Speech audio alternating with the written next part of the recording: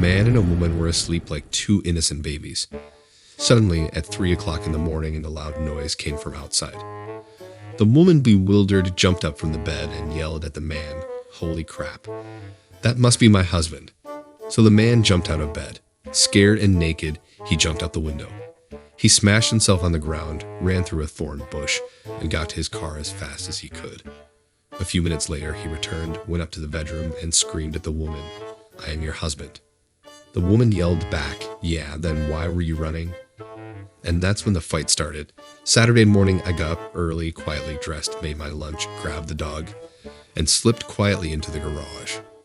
I hooked up the boat to the truck and proceeded to back out into a torrential downpour. The wind was blowing 50 miles per hour, so I pulled back into the garage, turned on the radio, and discovered that the weather would be bad all day. I went back into the house quietly undressed and slipped back into bed. I cuddled up to my wife's back, now with a different anticipation, and whispered, "The weather out there is terrible."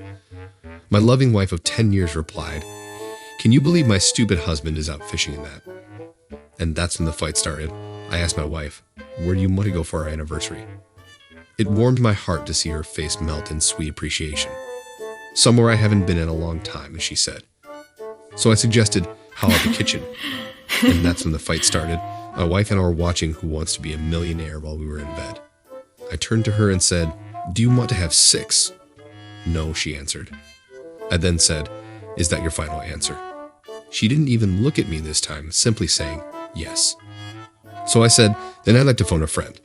And that's when the fight started. When I got home last night, my wife demanded that I take her somewhere expensive. So I took her to a gas station. That's when the fight started. After retiring, I went to the Social Security office to apply.